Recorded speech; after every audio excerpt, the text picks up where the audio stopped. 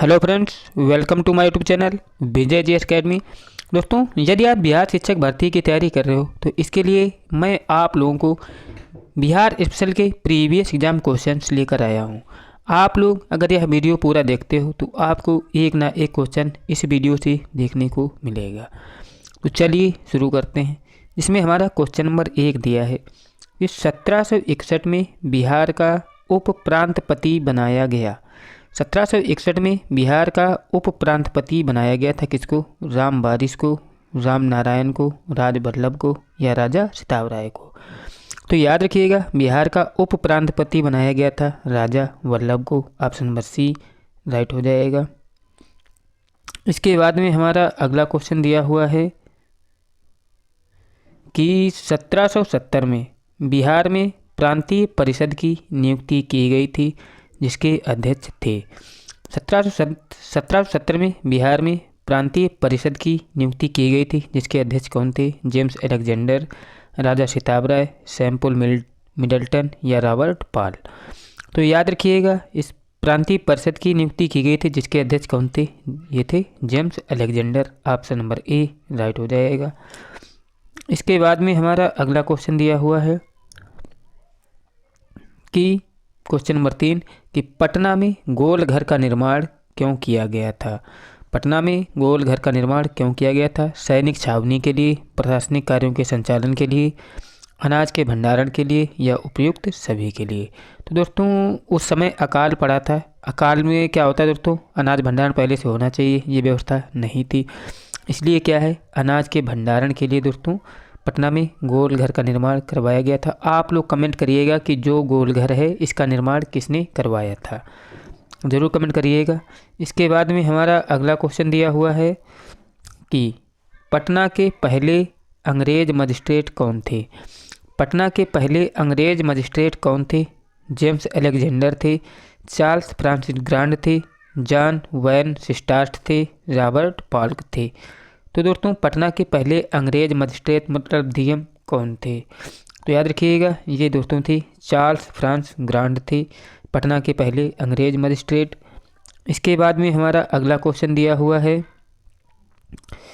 कि मीर कासिम ने कहाँ बंदूकों एवं तोपों की कारखाना की स्थापना की थी? मीर कासिम ने कहाँ पर बंदूक एवं तोपों की कारखाना स्थापित किया था? पटना में किया था, भागलपुर में किया था, मुंगेर में किया था या बक्सर में किया था? तो याद रखिएगा दोस्तों, ये किया था मुंगेर में। ऑप्शन नंबर सी इसका राइट हो जाएगा। इसके बाद में हमारा अगला क्वेश्चन दिया हुआ है कि बक्सर के युद्ध में किसे विजय प्राप्त हुई थी? बक्सर के युद्ध में किसे विजय प्राप्त हुई थी? ईस्ट इंडिया कंपनी को, शाह आलम को, शुजाउद्दौला को या मीर कासिम को? तो याद रखिएगा दोस्तों, बक्सर का जो युद्ध हुआ था इसमें ईस्ट इंडिया कंपनी को विजय प्राप्त हुई थी। ऑप्शन नंबर ए राइट हो जाएगा। इसके बाद में हमारा अगला क्वेश्चन दिया हुआ है कि 1763 ईस्वी में पटना स्थित अंग्रेज़ों की फैक्ट्री पर अधिकार किया था।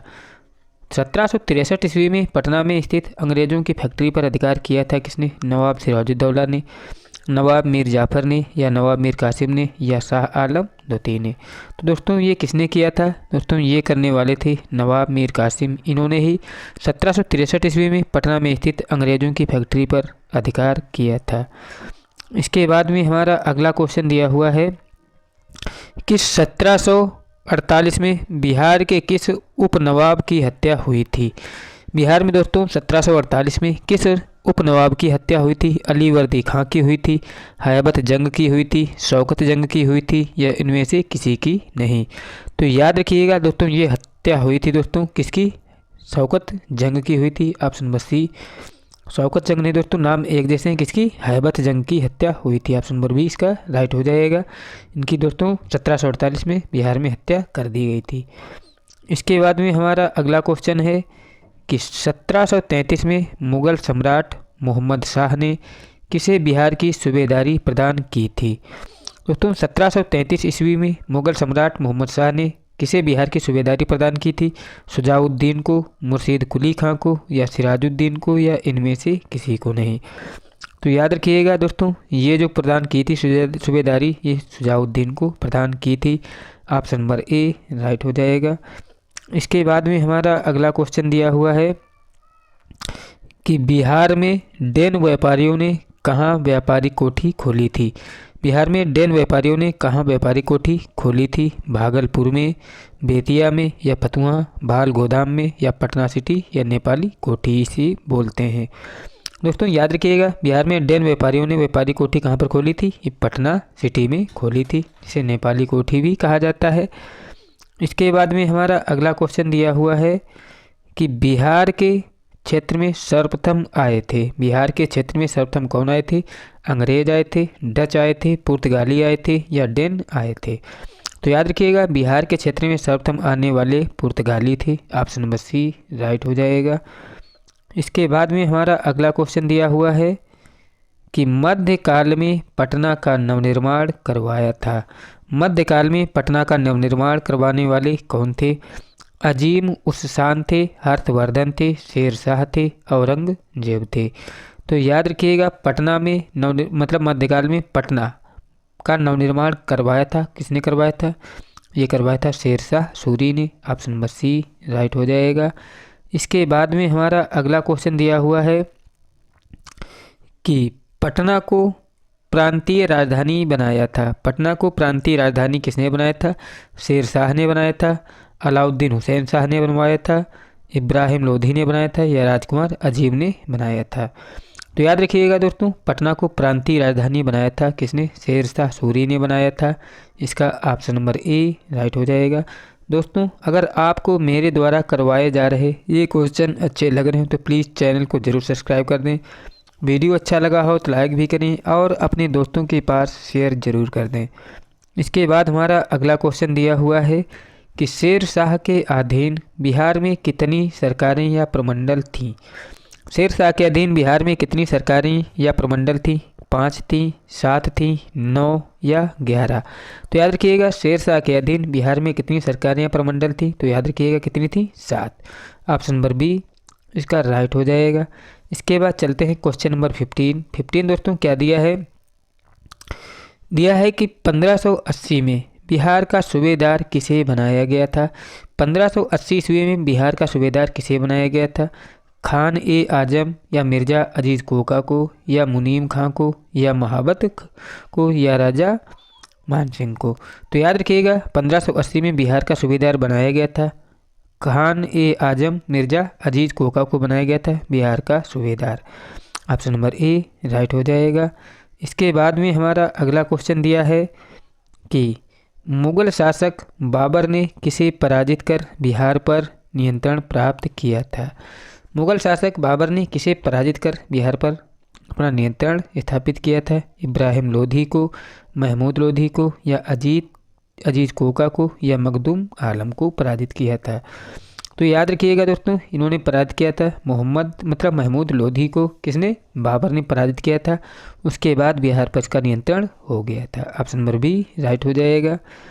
इसके बाद में हमारा अगला क्वेश्चन दिया हुआ है कि अष्टकोणीय मकबरों की श्रृंखला में अंतिम मकबरा है। अष्टकोणीय मकबरों की श्रृंखला में अंतिम मकबरा किसका है। दाऊद खां का है, शेरशाह का है, हसन खां का है, या इस्लाम शाह का है। तो याद रखिएगा दोस्तों, अष्टकोणीय मकबरों की श्रृंखला में अंतिम मकबरा किसका है। तो याद रखिएगा, अष्टकोणीय मकबरों की श्रृंखला में अंतिम मकबरा दोस्तों इस्लाम शाह का है। ऑप्शन नंबर डी राइट हो जाएगा। इसके बाद में हमारा अगला क्वेश्चन दिया हुआ है कि शेरशाह द्वारा कौन सा कार्य किया गया था। शेरशाह द्वारा कौन सा कार्य किया गया था। जब्त प्रणाली की शुरुआत की गई थी, सिकंदरी गज एवं सन की डंडी का प्रयोग किया गया था, और रुपया का प्रचलन किया गया था। तो याद रखिएगा दोस्तों, ये सभी महत्वपूर्ण जो कार्य थे ये शेरशाह सूरी द्वारा ही किए गए थे। ऑप्शन नंबर डी राइट हो जाएगा। इसके बाद में हमारा अगला क्वेश्चन दिया हुआ है कि भोजपुर के उज्जैनी शासकों की राजधानी रही थी। भोजपुर के उज्जैनी शासकों की राजधानी क्या रही थी। ढावा, बीहटा, या बक्सर, यह सभी। तो दोस्तों भोजपुर के उज्जैनी शासकों की राजधानी क्या रही थी दोस्तों, इसमें जो है ये सभी राजधानियाँ रही थी भोजपुर के उज्जैनी शासकों की। दोस्तों, मेरे द्वारा कराए गए क्वेश्चंस आपको कैसे लगे?